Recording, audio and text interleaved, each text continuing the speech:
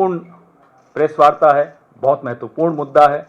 ये मुद्दा इसलिए महत्वपूर्ण है कि हमारे आपके जो एक सबसे महत्वपूर्ण अधिकार है, वोट देने का अधिकार, उस पर एक षड्यंत्रकारी चोट करने का कदम उठाया जा रहा है।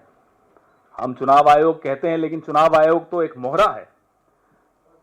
जो कदम ये उठा रहे हैं वो आपके सामने है। हम लगातार मुद्दे उठा रहे हैं, महाराष्ट्र के मुद्दे उठाए, हरियाणा के मुद्दे उठाए, और हैरानी की बात यह है कि जब हमारे नेता प्रतिपक्ष लोकसभा में राहुल गांधी जी या हमारे राज्यसभा में नेता प्रतिपक्ष और अध्यक्ष खड़गे साहब या इंडिया अलायंस के बाकी पार्टनर्स जब मांग करते हैं कि साहब फुटेज दे दीजिए, वोटिंग के दिन की फुटेज महाराष्ट्र की दे दीजिए, हरियाणा की दे दीजिए, वोटर्स लिस्ट दे दीजिए, तो महीनों तक चुनाव आयोग का जवाब नहीं आता। यहां एक महीने में पूरे बिहार की नई वोटर्स लिस्ट बन जाएगी। पुरानी वोटर लिस्ट देने में, उसके बारे में सवाल पूछो तो जवाब देने में महीनों लग जाते हैं, जवाब नहीं आता। लेकिन एक नई वोटर्स लिस्ट बिहार में बन जाएगी एक महीने में, मॉनसून के महीने में, जिसके बारे में अभी हमारे साथी पीसीसी अध्यक्ष राजेश राम जी आपको बताएंगे। जो असंभव है, it is humanly impossible to do something like this, लेकिन ये फिर भी जिद पर हैं कि सितंबर के महीने में ये नई वोटर्स लिस्ट आ जाएगी। 8 करोड़ के लगभग, 8 करोड़ है, 8 करोड़, उन सब के कागज जांच हो जाएंगे, सब कुछ हो जाएगा। हैरानी की बात है। हमने समय मांगा चुनाव आयोग से, इंडिया गठबंधन की ओर से मांगा, जैसा कि हमेशा हम मांगते हैं। हमारे कुछ अधिकृत लोग हैं, वो हमारी लीगल सेल में हैं, वो अधिकृत लोग चिट्ठी भेजते हैं, चुनाव आयोग तुरंत जवाब देता है। अब तक जो हुआ था मैं वो बता रहा हूं, और हम मिलने चले जाते, उसमें कोई कंट्रोवर्सी नहीं होती, कोई विवाद नहीं हुआ, अभी तक तो नहीं होता था। अब मुख्य चुनाव आयुक्त की जुबान से अगर मैं बोलूं, if I quote the CEC, अब न्यू नॉर्मल आ गया। ये उनके शब्द है, मेरे नहीं है, और धमकाते हुए लहजे में कहते हैं कि नया चुनाव आयोग है, नया नॉर्मल है। क्या नया नॉर्मल है साहब? नया नॉर्मल यह है कि अब चुनाव आयुक्त तय करेंगे कि कांग्रेस पार्टी से वो किस नेता से मिलेंगे। आप कौन है साहब? आप क्यों तय करेंगे? आप तय करेंगे कि कितने लोगों से मिलेंगे, आप तय करेंगे कि कब मिलेंगे। यह न्यू नॉर्मल है। अब हमें यह नहीं समझ में आया कि मुख्य चुनाव आयुक्त हैं, किसी के प्रति निजी टिप्पणी नहीं है हमारी, उन्होंने एक और परंपरा शुरू की। गुप्ता जी हैं वो, ज्ञानेश कुमार गुप्ता जी, अपना नाम ज्ञानेश कुमार लिखते हैं। अब गुप्ता जी को यह लगता है कि पत्रकारों को वो व्हाट्सएप मैसेज करके खबरें प्लांट करेंगे और वो गुप्त रह जाएगी बात। गुप्ता जी, यहां कुछ गुप्त नहीं रहता। आपने 24 घंटे का टाइमर लगा रखा है, जिस नंबर से आप पत्रकारों को खबरें लीक करते हैं, वो सारे स्क्रीनशॉट्स हमारे पास भी आ जाते हैं। तो गुप्ता जी, आप शायद नए हैं चुनाव आयोग में, ज्यादा पुराने नहीं हैं। मैं आपको आज इस मंच से बता दूं, हम सब हंसते हैं फिर आपके उन संदेशों पर। वो संदेश गुप्त नहीं है गुप्ता जी, ध्यान रखिएगा। अब ज्ञानेश जी को, पूरे चुनाव आयोग को, हर संस्था की बात कर रहा हूं, ना केवल चुनाव आयोग, जो भी लोग आज उन संस्थाओं में हैं, उन्हें यह समझ लेना चाहिए कि उनसे पहले, उनसे कहीं बेहतर लोग उन कुर्सियों पर बैठकर जा चुके हैं, और उनके बाद उनसे कहीं बेहतर लोग बैठने आएंगे। आप क्या विरासत छोड़कर जा रहे हो? आपको अगर लोग याद रखें तो क्या सोचकर याद रखेंगे? क्या यह सोचकर याद रखेंगे कि देश के तमाम विपक्षी दल आपसे वोटर्स लिस्ट मांग रहे थे और आप नहीं दे रहे थे? यह विरासत होगी क्या आपकी? क्या यह विरासत होगी कि आप कहेंगे कि अब वीडियो फुटेज नहीं दिया जाएगा 45 दिन के बाद विपक्ष को? क्यों? क्या यह विरासत होगी कि आपसे सवाल पूछे जा रहे हैं कि 5 बजे के बाद अचानक महाराष्ट्र में वोटिंग ज्यादा कैसे हो जाती है? 12,000 बूथों पर, 85 असेंबली सेगमेंट्स पर, उसका जवाब नहीं देते। और दाएं बाएं से इंफॉर्मेशन लीक करेंगे, दाएं बाएं से जर्नलिस्ट को सोर्सेस करके खबरें चलाएंगे। एक तो वो टाइमर लगाना बंद कर दीजिए गुप्ता जी, हंसते हैं सब। स्क्रीनशॉट में 24 सेकंड लगते हैं, आप भले 24 घंटे का टाइमर लगा दो, उससे क्या होता है। तो जो जिस तरह से चुनाव आयोग चला रहे हैं, मुझे लगता है लोकतंत्र और लोकतांत्रिक प्रक्रिया पर बहुत बहुत बड़ा खतरा मंडरा रहा। हमें लगता था कि जो इनसे पहले थे वो फेयर नहीं है, अब इनको देखो तो वोट याद आने लग गए। यह स्थिति हो गई आज चुनाव में। और यह खतरा विपक्ष के लिए नहीं है सिर्फ, यह खतरा आप सबके लिए है, एक एक वोटर के लिए है। अब एक और चीज मैं आपको बता दूं, टाइम मांगने के बाद जिस तरह से अपमानजनक रूप से कि साहब जिस व्यक्ति के माध्यम से टाइम मांगा गया वो अनधिकृत है। आप कौन होते हैं ये तय करने वाले कि वो अनधिकृत है या अधिकृत है? चलिए आपको लगता है वो अनधिकृत है तो उसको बोलिए कि साहब आप अपना ऑथराइजेशन ले आइए कांग्रेस पार्टी से। वो ले आता, आधे घंटे में ले आता। हमें कल ये आभास हुआ कि शायद हम गलत पते पर चले गए हैं। इतनी बड़ी बिल्डिंग चुनाव आयोग, निर्वाचन सदन, पता नहीं कितने 1-1.5 एकड़ पे तो होगी, कई लाख स्क्वायर फुट होगी, मेरे और आपके पैसे से बनी होगी। इतनी बड़ी बिल्डिंग में बैठने की जरूरत क्या? बीजेपी का इतना अच्छा मुख्यालय है, वहां एक फ्लोर ले ले जी, वहीं बैठ जाइए। हम क्यों बिचौलियों से मिलें? हम सीधा बीजेपी से बात करेंगे। माफ कीजिएगा, चुनाव आयोग किसी पार्टी का बिचौलिया नहीं हो सकता। सबको अपने दायरे में रहकर काम करना होगा, यह लोकतंत्र की परिभाषा है। और सबका दायरा संविधान ने फिक्स कर रखा है, नियमित कर रखा है। उस दायरे को अगर कोई तोड़ेगा तो देश देख रहा है, देश जानता है कैसे लोगों को अपने अपने दायरे में फिर से भेजना होता है। देश को यह आता है। इसलिए मैं इस मंच के माध्यम से बहुत विनम्रता से, in all humility at my command, मैं चेतावनी दे रहा हूं चुनाव आयोग को। यह सत्ता आने जाने वाली चीज है। जब इनके पास 300 सीटें थी तब हम नहीं डरे, ये 240 पे हैं। आप क्यों इनकी गुलामी कर रहे हैं? आप संविधान की गुलामी कीजिए, आप लोकतंत्र की गुलामी कीजिए, आप इस देश के एक एक वोटर की गुलामी कीजिए। ये शाह शहंशाह इन लोगों की गुलामी मत कीजिए। यहां बहुत शाह आए, बहुत शहंशाह चले गए। इतिहास के कचरा पात्र में आपका नाम चला जाएगा अगर आप इस तरह के काम करेंगे तो। कोई याद नहीं रखेगा आपकी विरासत को। अगर आपको याद भी रखेगा तो लोग मुंह बनाएंगे कि इस तरह के एक संस्था को चलाने वाले लोग आए थे। बड़ी पीड़ा होती है जब हम ये बोलते हैं, दुख होता है ये बोलते हुए। अब आपको मेरे साथी राजेश राम जी टेक्निकल पॉइंट्स क्या हैं, क्यों इनको आपत्ति है, बिहार के प्रदेश अध्यक्ष हैं, ये बिहार की तरफ से आपको बताएंगे कि ये जो तथाकथित एसआईआर, अब एसआईआर देखिए नाम भी बड़ा अच्छा है, सर। चुनाव आयोग सर करते हुए फोन उठा के आदेश लेता है, यहीं से मालूम पड़ जाता। तो अब एसआईआर के बारे में हमारे साथी राजेश राम जी आपसे संबोधित करेंगे आपको। सम्मानित आज विशेष प्रेस वार्ता में सभी उपस्थित हमारे पैनलिस्ट पवन खेड़ा जी, हमारे सम्मानित प्रभारी कृष्णा अलवर जी और सभी इलेक्ट्रॉनिक्स मीडिया के तमाम साथीगण, प्रिंट मीडिया के तमाम साथीगण, हम विशेष बातें लेकर के आपके बीच आए। मुझे ऐसा बार बार महसूस हो रहा था कि ये लड़ाई अब बिहार के लेवल पर नहीं है और ये हमारे बिहार के 8 करोड़ जो मतदाता हैं उनके साथ जो संविधान में जो अधिकार है वोट देने का, उससे इस निर्णय से जो संवैधानिक हक है वो छीनने का प्रयास है।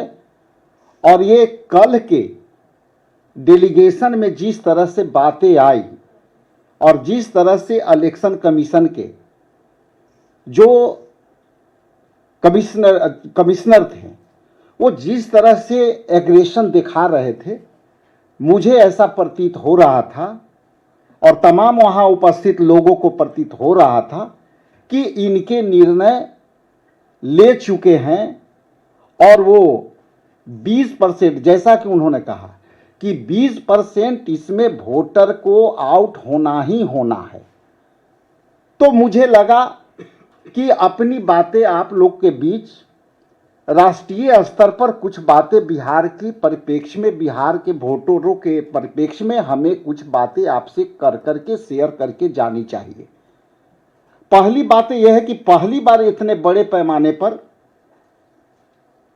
मात्र 1 महीने में ये निर्णय लेने वाले कौन थे लोग, और यदि आज से जो उनकी अधिसूचना जारी हुई, उस अधिसूचना के बाद आज यदि यहां हम दिल्ली में बैठे हैं, आपके साथ संवाद कर रहे हैं, तो यह निश्चित तौर पर आज के डेट में मात्र 19 दिन बचा है।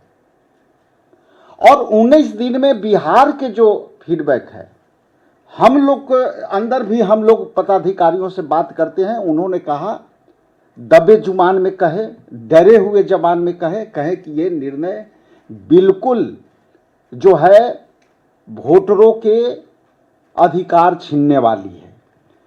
चुनाव से ठीक 4 महीने पहले 20 साल में पहली बार बिहार में इतनी बड़े पैमाने पर इस तरह का निर्णय लिया गया है और समीक्षा हो रही है। पूरी प्रक्रिया ना तो पारदर्शी है, ना ही व्यवहारिक है। बीएलओ के पास हजारों मतदाताओं की जिम्मेवारी है, लेकिन उन्हें संसाधन नहीं दिए गए हैं। क्या यह असल में वोटर को बाहर करने की सोची समझी साजिश है? अब बिहार में मैं बताते चलूं कि जो एनडीए गठबंधन की सरकार है, विगत 20 वर्षों में कोई भी इस तरह की नई बहालियां नहीं की है और उनके पास सक्षम कर्मचारी नहीं है जो इसको करा सके, और उनके पास जो जितनी पद हैं वो पद के अनुरूप उनके पास कैपेसिटी नहीं है, उनके पास कर्मचारियों की संख्या नहीं है। तो ये इतनी बड़ी 25 दिन के निर्णय में ये कैसे करेंगे, ये मेरा सीधा सवाल है इलेक्शन कमीशन से। चूंकि उनकी सारी बहालियां 4 लाख बहालियां जो है 40 विभागों में 4 लाख बहालियां लंबित है, जो पद रिक्त है, तो इनके पास कर्मचारी नहीं है तो ये कौन करेंगे? क्या बीजेपी के कार्यकर्ता करेंगे इस काम को? चूंकि उनके पास सरकार का हैंड्स नहीं है और सारी वैकेंसियां उनकी रिक्त है, तो इसका मतलब इलेक्शन कमीशन बीजेपी के कार्यकर्ता से बीएलओ कराएंगे। तो मेरा बिहार के परिप्रेक्ष्य में पहला पारा यह था। दूसरा है कि आप जैसा कि जानते हैं, बिहार प्राकृतिक रूप से दो ग्रुप में बांटा जा सकता है, उत्तरी बिहार और दक्षिणी बिहार। हम दक्षिणी बिहार में सुखाड़ से प्रभावित हैं और हम जो प्राकृतिक वर्षा है उस पर आधारित कृषि करते हैं, और दूसरे तरफ उत्तरी बिहार है जहां वहां पे कई नदियां एक साथ बहती है और उसमें फ्लड इतने बड़े पैमाने पर आते हैं। तो आप इस निर्णय कैसे लिए? क्या बाढ़ में जा करके आप जो है सारे को नाव पर करेंगे? आप स्टीमर से करेंगे? आप स्टीमर भी नहीं दे पाते, बाढ़ में बचाने के बाद आप स्टीमर भी नहीं दे पाते। तो ये बीएलओ के और जो लोगों के नाम जोड़ने के प्रक्रिया में आप कैसे करोगे? बिहार में ये त्रासदी है कि लगभग 3 करोड़ लोग पलायन कर चुके हैं, जो अपने रोजी रोटी के लिए दिल्ली, बॉम्बे और जो है पंजाब में काम करते हैं। अब उनको कैसे ढूंढोगे? अभी ये 18 जून को मानसून ब्रेक हुआ। मानसून ब्रेक के बाद हमारे जो मजदूर कृषक हैं वो हरियाणा, पंजाब और गुड़गांव में वो जो है 3-4 महीने के एग्रीमेंट पर वो काम करने आते हैं और यहाँ को किसानों को वो जो है उनको एक अमाउंट देते हैं उनके परिवार को लेकर के, और वो जाकर के पूरे परिवार सहित उनके साथ एक एग्रीमेंट होता है, कच्चा एग्रीमेंट होता है, वो पक्का एग्रीमेंट होता है। वो पैसे एडवांस के तौर पर लेते हैं और पूरा परिवार 4 महीना के लिए जाकर के पंजाब में काम करते हैं। अब इनकी कहानी है कि साहब आपके पास जो हमारे इलेक्शन कमीशन के अधिकृत जो बीएलए होंगे, वो बीएलए जाएंगे, 2 अटेम्प्ट करेंगे। अटेम्प्ट यदि करेंगे 2 बार में आप मिल गए तो ठीक है, तीसरे बार हम आपको नाम काट देंगे। यह बिहार का फीडबैक है।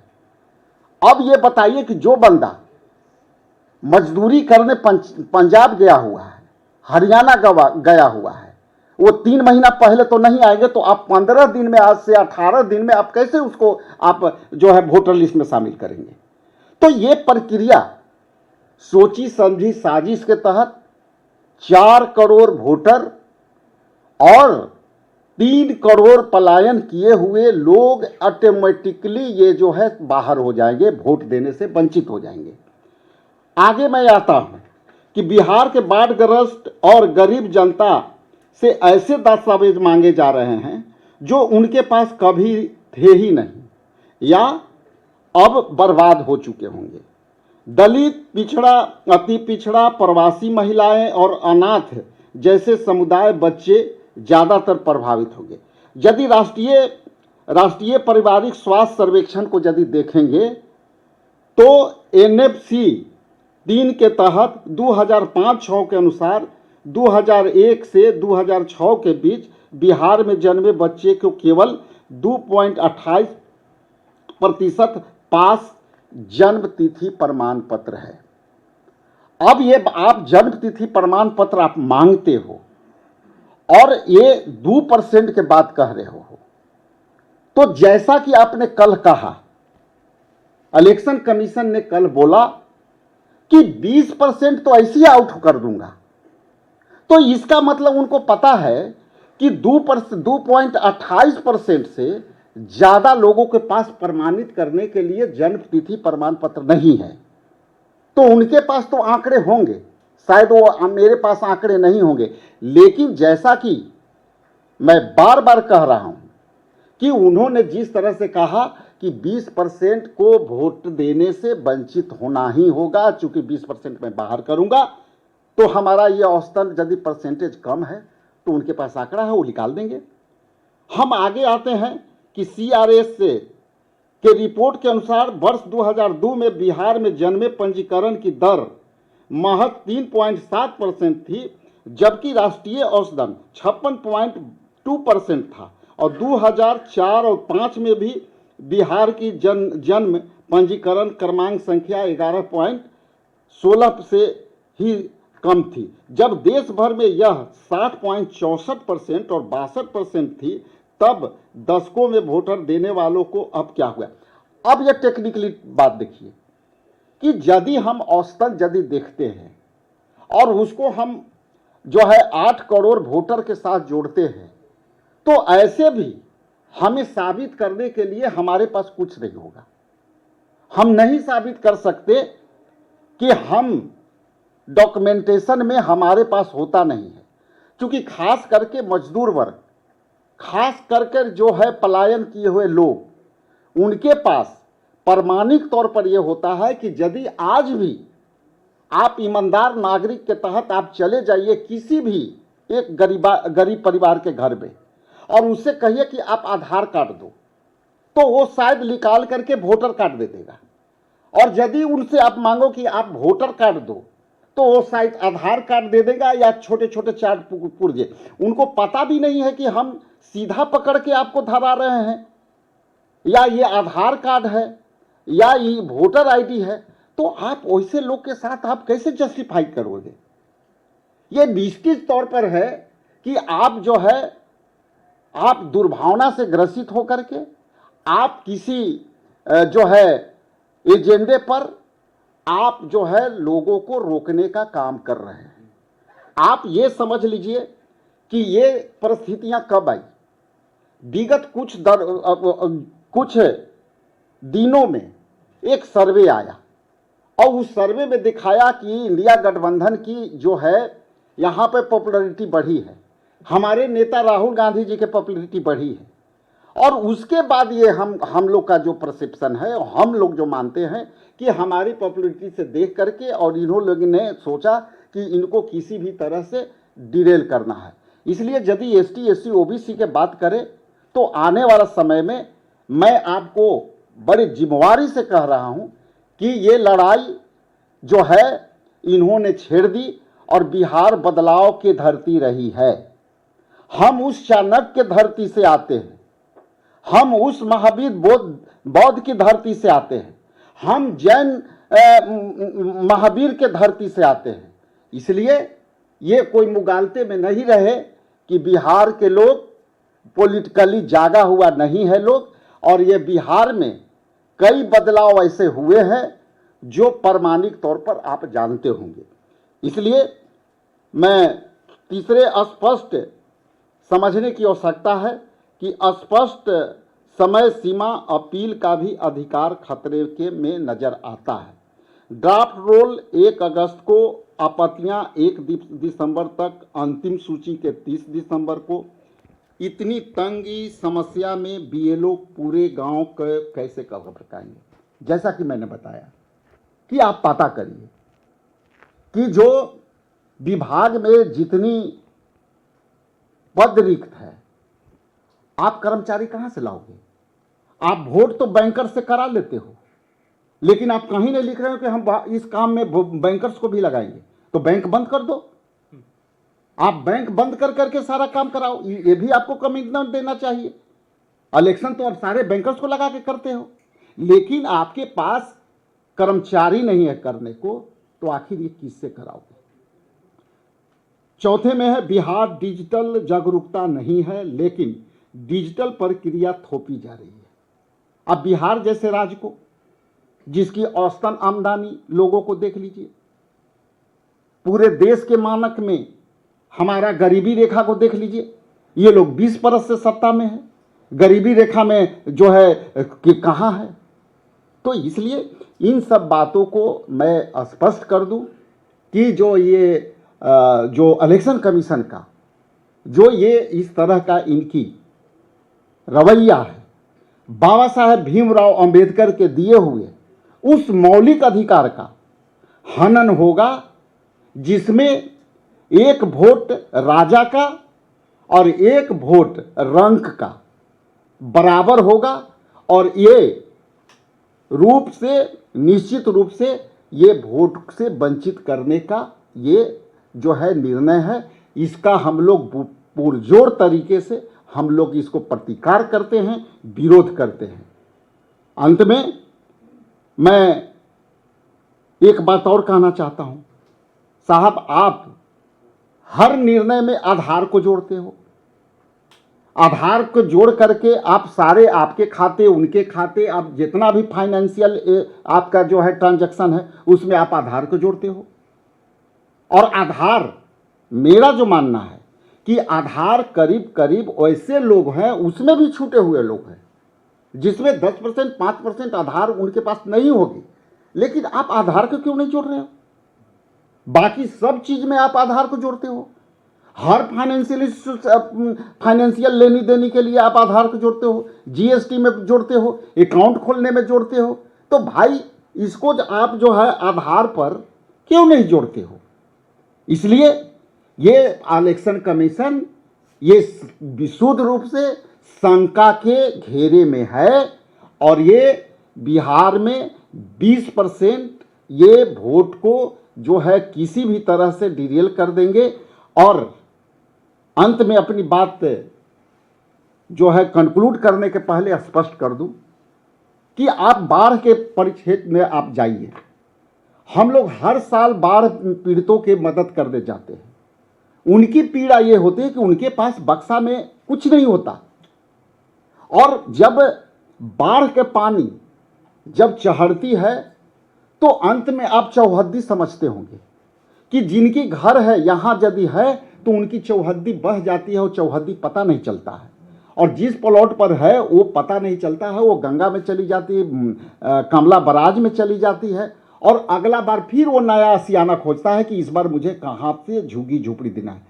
जिनकी दीवार पुआल के है वो आर पार देखते हैं, अपनी परिवार को 10 परिवार है एक कमरा में रखते हैं, उनको प्रमाणित करने के लिए आप क्या मांग रहे हो? जो जिंदगी सही से जी नहीं रहे उस प्रमाण खोजेगा आपके लिए। इसलिए पहली बार ऐसा हुआ है कि इलेक्शन कमीशन का दायित्व केवल वोटर बनाना था, क्योंकि हर साल बालिग होते थे लोग, और बालिग होने के बाद ये इलेक्शन कमीशन का दायित्व था कि वो अपने वोटर को जो है अधिकार दे वोट देने का। लेकिन ये पहली बार ऐसा हुआ है कि वोटर बनने के लिए हमको प्रमाण देना पड़ेगा, और प्रमाण ऐसा वैसा नहीं, आपके परदादा पर मर गए तो उनके समय के लाइए, आपके पिता मर गए तो उसके समय के लाइए, और आपकी जमीन नहीं है। आप बताइए, बिहार में बास भूमि कब्जा बिहार सरकार नहीं कराती है। इसलिए ये सब सारी बातें मैंने आपके बीच रखी, लेकिन अंत में ज़रूर कहूँगा, आपसे भी अपील करता हूँ कि इस मुद्दे पर आपके तरफ से भी सकारात्मक जो है सुझाव जानी चाहिए। ये एक व्यक्ति का बात नहीं है, ये किसी पार्टी का लाइन का बात नहीं है, ये हम संविधान के उस पहलू को रख रहे हैं जिसमें एक नागरिक को अपना वोट देने का अधिकार संविधान ने दिया है, और वो संविधान की रक्षा के लिए आपके भी अपील करता हूं कि आप भी इसमें सहभागी बने, हमें मदद करें। बहुत बहुत धन्यवाद। Thank you. कृष्णा जी।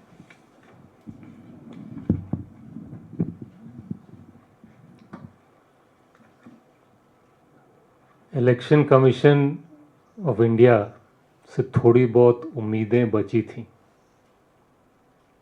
कल के बाद या हफ्ते 10 दिन से वो उम्मीदें भी खत्म हो गई। ये सरकार तुगलकी फरमानों की सरकार है, और हमें लग रहा था कि इलेक्शन कमीशन उससे अभी तक बचा हुआ है। अभी इस Bihar special intensive registration drive से क्लियरली पता चलता है कि ये भी तुगलकी फरमान जारी कर रहे हैं। तुगलकी फरमान नंबर 1 नोटबंदी, तुगलकी फरमान नंबर 2 गब्बर सिंह टैक्स, तुगलकी फरमान नंबर 3 देशबंदी लॉकडाउन, तुगलकी फरमान नंबर 4 जब सेना पाकिस्तान पे भारी पड़ रही है तो युद्धबंदी सीज फायर, और अभी वोटबंदी। मुझे लगता है कि सरकार और सरकार के इशारे पर नाचने वाले सारे इंस्टीट्यूशंस की बुद्धि भी बंद हो गई। क्यों? मैं चुनौती देता हूं प्रधानमंत्री को, गृह मंत्री को, तीनों इलेक्शन कमिश्नर को, कि इतिहास में कोई ऐसा मिसाल बता दें या देश विदेश में कभी भी ऐसा मिसाल बनाते हैं कि 1 महीने के अंदर अंदर 8 करोड़ लोगों को अपना प्रमाण देना पड़ रहा है। ये वही 8 करोड़ लोग हैं जिन्होंने लगभग 1 साल पहले लोकसभा में अपना मत डाला था। डाला था कि नहीं डाला था? ऐसा क्या हो गया 12 महीनों में? ऐसा क्या हो गया कि आज बिहार के हर एक वोटर को, प्लीज ये बात नोट करिए आप, बिहार के हर एक वोटर को नए तरीके से वोटर बनने का प्रमाण देना पड़ेगा, और यह काम 30 दिन के अंदर करना पड़ेगा। जिसकी बुद्धि भ्रष्ट होगी वही ऐसा ऑर्डर निकाल सकता। मतलब आप ये कह रहे हो कि आज आपको शंका है कि 8 करोड़ लोग जो बिहार में हैं आज, वो वोटर बनने लायक नहीं है। दूसरी बात, अगर आपको कुछ करनी ही है तो थोड़ा सोच विचार लो, थोड़ा समय दो, किसी को आपत्ति नहीं है। 1 महीने का समय दे रहे हो, 1 करोड़ लोग, 8 करोड़ लोगों की बात कर रहे हो, और आज जो देश में सबसे ज्यादा आसानी से उपलब्ध करने वाले प्रमाण पत्र, इनको इस प्रक्रिया से आपने बाहर कर दिया। आधार कार्ड क्यों नहीं माना जाएगा?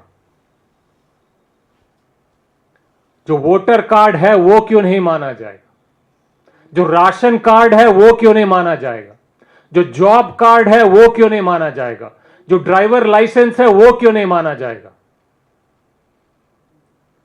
आधार कार्ड नहीं माना जाएगा, वोटर कार्ड नहीं माना जाएगा, जॉब कार्ड नहीं माना जाएगा, राशन कार्ड नहीं माना जाएगा, लाइसेंस नहीं माना जाएगा।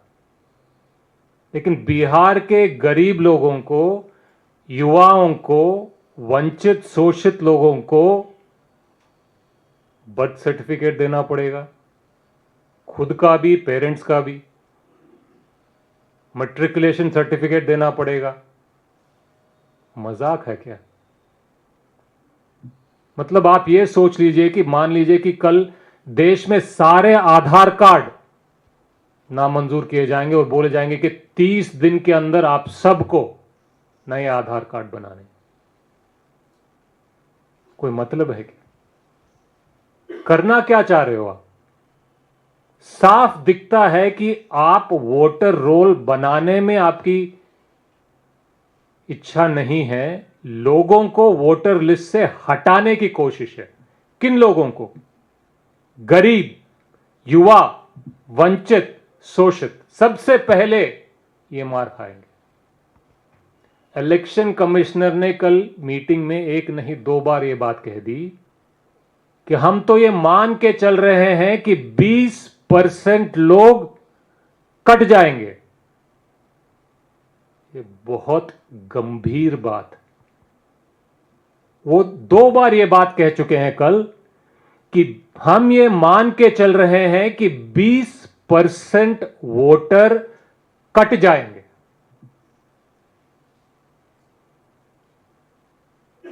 इलेक्शन कमीशन और इलेक्शन कमिश्नर को थोड़ी भी जमीर होती तो अगर 2% वोटर भी कटते तो पसीने निकलने चाहिए, रात को नींद नहीं आनी चाहिए, हाथ पैर कांपने चाहिए। लेकिन आपने इतने आसानी से बोल दिया कि हम तो मान के चल रहे हैं कि 20% वोटर कट जाएंगे, छट जाएंगे।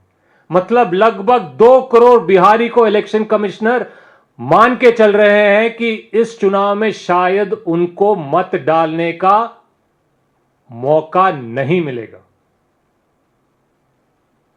यह जुर्रत कैसे कर सकता है कोई? ये वही 2 करोड़ लोग हैं जिन्होंने 12 महीने पहले लोकसभा चुनाव में मत डाला था। आज आपने ऐसी प्रक्रिया शुरू कर दी जिसकी वजह से आप ये मान के चल रहे हो, प्रक्रिया अभी शुरू हुई है, तुगलकी है, मंदबुद्धि है, लेकिन उससे पहले भी आप ये मान के चल रहे हो कि 20% वोटर छट जाएगा। क्या ये मंजूर होनी चाहिए? संविधान खतरे में है, लोकतंत्र खतरे में है, वोट खतरे में। हम बिहार के 20% लोगों को किसी भी प्रक्रिया से वंचित नहीं होने देंगे, चाहे वो मोदी जी हो, चाहे वो गृह मंत्री जी हो, चाहे वो इलेक्शन कमिश्नर। ये हमें मंजूर नहीं। हम दोबारा अपील करते हैं प्रधानमंत्री से, गृह मंत्री से, इलेक्शन कमिश्नर कि ऐसी तुगलकी फरमान जारी कर कर, ये माइंड मेकअप कर कर प्रक्रिया के शुरू होने से पहले कि 2 करोड़ बिहारी छट जाएंगे, कट जाएंगे, ये गलत है, ये पाप है। इतिहास आपको माफ नहीं करेगा, बिहार आपको माफ नहीं करेगा, हिंदुस्तान आपको माफ नहीं करेगा। धन्यवाद। आपके सवाल। जी, आपने बिचौलिया कहा इलेक्शन कमीशन को या मुख्य इलेक्शन कमिश्नर को बिचौलिया कहा? नहीं, मैं किसी भी ऐसी संस्थान जो संविधान के दायरे से हटकर जी हुजूरी करने लग जाए सरकारों की, वो कोई भी संस्था, वो असंवैधानिक है, लोकतंत्र के खिलाफ है। You are saying that election commission itself is saying that 20% of voters will be removed from the electoral list. What else option do you have? Are you going to approach the court for the? Well, we have all our options open. Are you going to approach the court? As I said, we have all the options open before us. Pawan sir, on your right sir. Sir 2011 की census के मुताबिक लगभग 88% बिहार रहता है rural areas में और लगभग 11-11.5% urban areas में रहता है। तो जो प्रूफ मांगे जा रहे हैं बर्थ सर्टिफिकेट के लिए बहुत प्रैक्टिकल या फिजिबल नहीं लगता है। तो क्या आपको नहीं लगता ये ग्राउंड्स ऐसे हैं जिसको आप सीधे तौर पर अगर अदालत के सामने लेके जाएंगे तो ये वहाँ नहीं टिकेंगे? और आप, क्योंकि आप अपने शुरू के वक्तव्य में ही कह चुके हैं इलेक्शन कमीशन कहीं ना कहीं आपको बिचौलिया लगता है, कॉम्प्रोमाइज़ लगता है, और कल खुद चुनाव आयोग आपको 20% नामों को एडमिट कर रहा है हटाने की। तो क्या पूरी इंडिया ब्लॉक मिलके, अभी पार्लियामेंट सेशन तो आ ही रहा है, वहाँ पे तो आप उठाएंगे, अदालत का आप दरवाज़ा खटखटाएंगे? क्योंकि 88% पॉपुलेशन जहाँ रूरल एरियाज में हो तो वहाँ बड़ा इम्प्रैक्टिकल। वो मैं आपको, जैसा अभी आपके एक साथी के सवाल के जवाब में कहा, हमारे पास तमाम रास्ते मौजूद हैं।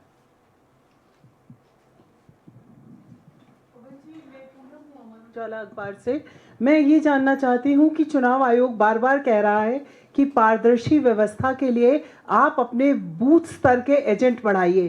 कांग्रेस ने लगभग 47,000 से ज़्यादा बूथ स्तर के एजेंट लगा रखे हैं। तो यदि उस व्यवस्था पर भरोसा नहीं है तो ये एजेंट क्यों हैं? और दूसरा, यदि चुनाव आयोग इसी तरह की कार्यप्रणाली अपनाए रखता है तो कांग्रेस के पास क्या शेष रह जाएगा? क्योंकि आने वाले समय में विधानसभा चुनाव है और ये तय समय पर होंगे।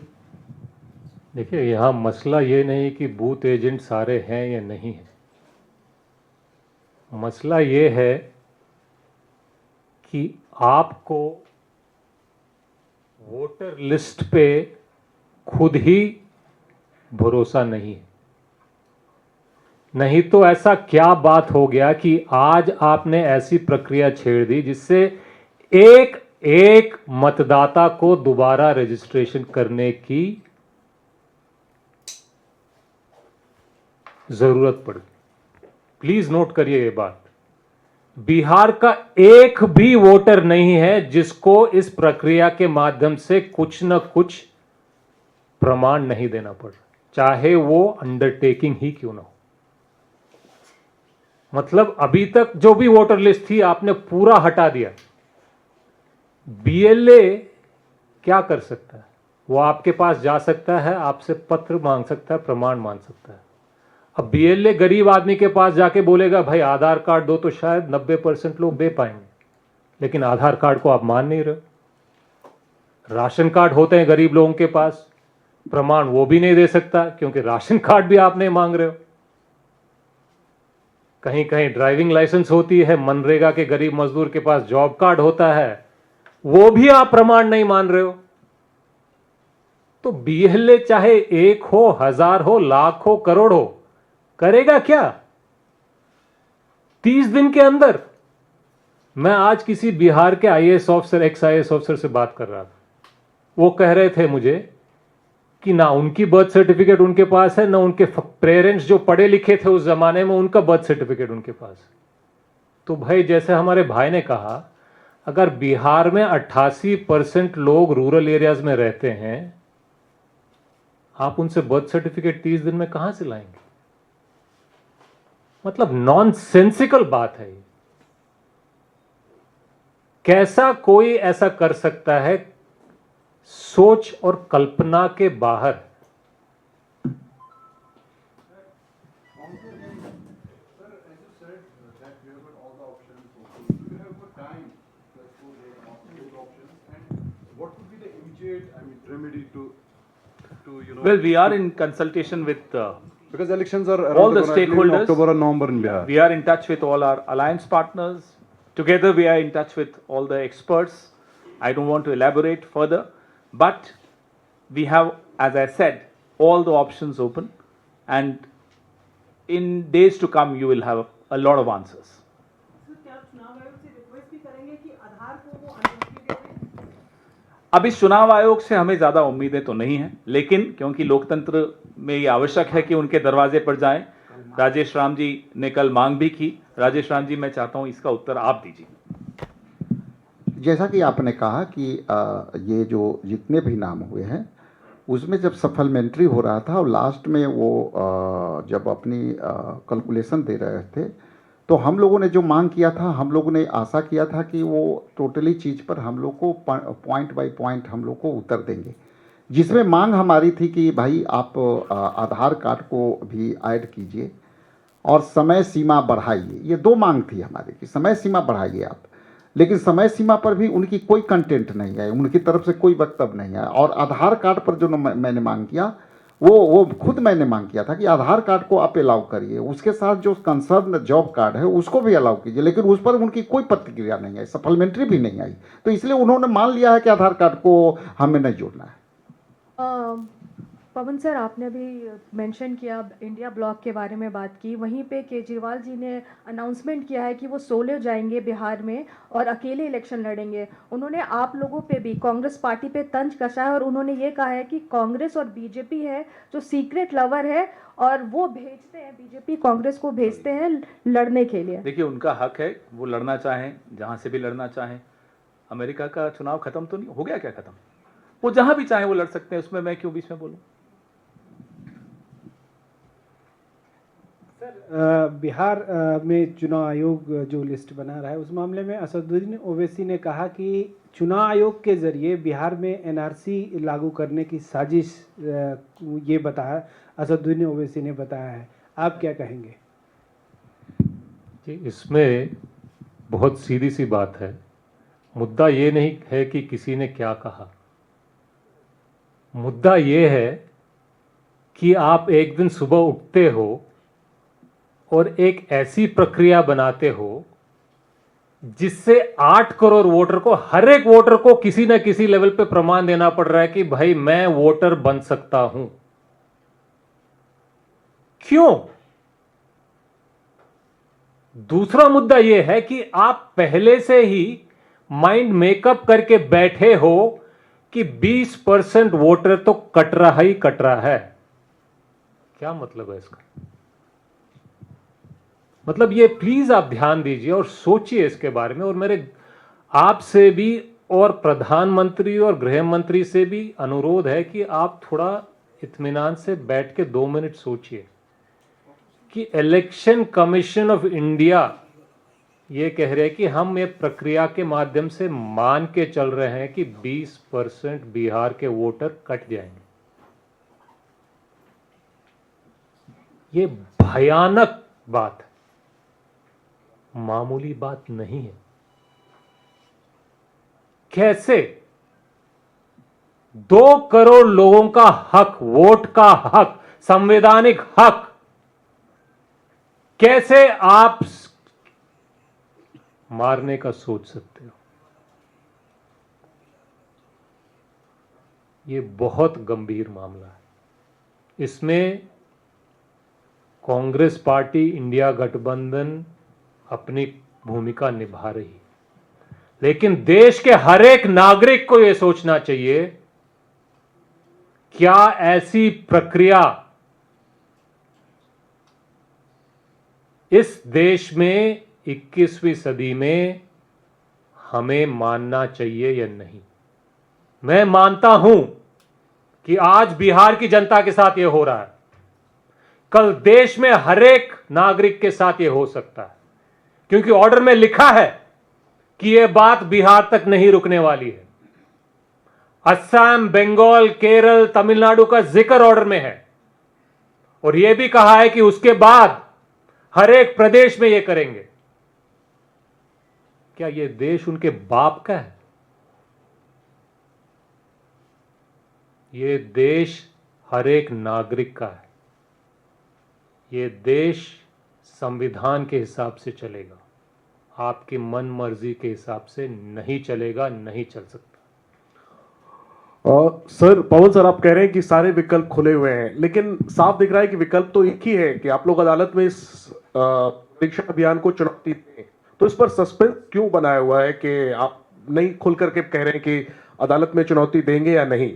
और एक और सवाल है कि आप लोग कह रहे हैं समय कम है, 1 महीने के अंदर 10 करोड़ वोटरों को के लिए यह अभियान चलाया जा रहा है। तो क्या इसमें अगर चुनाव आयोग अपने कदम पीछे नहीं खींचता है तो क्या आप लोग ये मांग करेंगे कि बिहार विधानसभा का चुनाव आगे खिसका दिया जाए, जो नवंबर में होना है उसको क्या आप आगे खिसकाने की मांग करेंगे? क्या इस बात पर आप लोग सहमत हैं? ये आपका विचार है। ये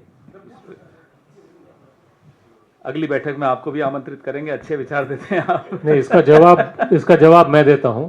हमारी मांग बहुत सिंपल है। ये तुगलकी फरमान है, इसको वापस लेना चाहिए। इसके अलावा हमारी और कोई मांग है ही नहीं। इस पे नेगोशिएशन का सवाल है ही नहीं। इस पे ये नहीं है कि समय बढ़ाना है या घटाना है। इसका कोई सेंस नहीं बनता है। इसको वापस लेना चाहिए। ये हमारी इकलौती मांग है और ये हम दोबारा दोहराना चाहते हैं। बता दिया आपको। राजेश जी, आपको याद होगा आपने 20 साल नीतीश सरकार की 20 साल की बात कही है। 20 साल पहले लालू जी जब चीफ मिनिस्टर हुए, चूंकि आपके गठबंधन में, तो जो एम्प्लॉयमेंट थे उनके तनख्वाहों को आधी कर दिया। जब नीतीश सरकार आई, नीतीश कुमार चीफ मिनिस्टर बने, तो आज उनके तनख्वाहों को 2 गुना से 4 गुना कर। देखिए, पिछले आप याद कीजिए कि हम गठबंधन महागठबंधन की सरकार में 17 महीना के कार्यकाल में थे। इसी पीरियड हमने वहाँ पे बेरोजगारी के मुद्दे पर हमने कितनी नौकरियाँ दी? लगभग 4 लाख नौकरियाँ हम लोग 17 महीना में दी। तो एक तो उदाहरण है ना कि हमने 17 महीना में हमने 4 लाख नौकरियाँ दी। लेकिन जो परसेप्शन है दूर तक, वो आपका सवाल हो सकता है, लेकिन सवाल मेरा ये स्पष्ट है कि जब हमको मौका मिला तो हमने रोजगार का मुद्दा आज आपके सामने या कहीं उठा रहे हैं, तो हमने 17 महीना के कार्यकाल में हमने रोजगार देने का भी काम किया।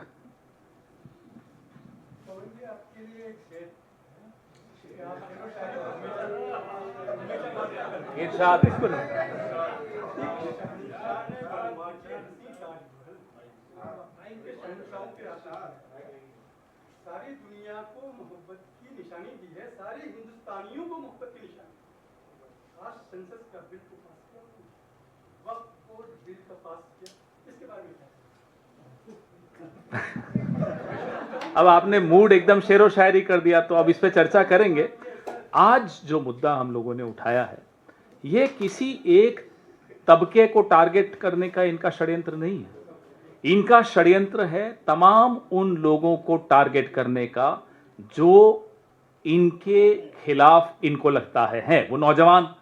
अभी हमारी बिहार में कृष्णा जी यहाँ बैठे हैं, पलायन रोको रोजगार दो, बड़ी सफल यात्रा निकली, पूरे बिहार में निकली। उसका नतीजा ये, तो ये तुगलकी फरमान जैसा कि कृष्णा जी बता रहे हैं, उसका नतीजा ये है। नौजवान बिहार का पेपर लीक को लेकर, बेरोजगारी को लेकर बहुत पीड़ित है, बहुत क्रोधित है। तो ये टारगेट किया जा रहा है हर उस तबके को, वो नौजवान हो, वो दलित हो, वो आदिवासी हो, वो वंचित, पीड़ित, शोषित हो, अल्पसंख्यक हो, ऐसा कोई तबका नहीं है। और आज तो आप जानते हैं एंटी इनकम्बेंसी किस तरह पर है, एक ऊंचाई पर है। तो लगभग सभी इनसे नाराज हैं। अब देखते हैं 20% बोल रहे हैं, इनका क्या भरोसा, कितने ही काटते हैं ये लोग। जैसा कि अभी हम चर्चा कर रहे थे अंदर बैठकर कि महाराष्ट्र और हरियाणा में तो पिछले दरवाजे से की चोरी, बिहार में सीधा सामने के दरवाजे से घुसकर चोरी की जा रही है।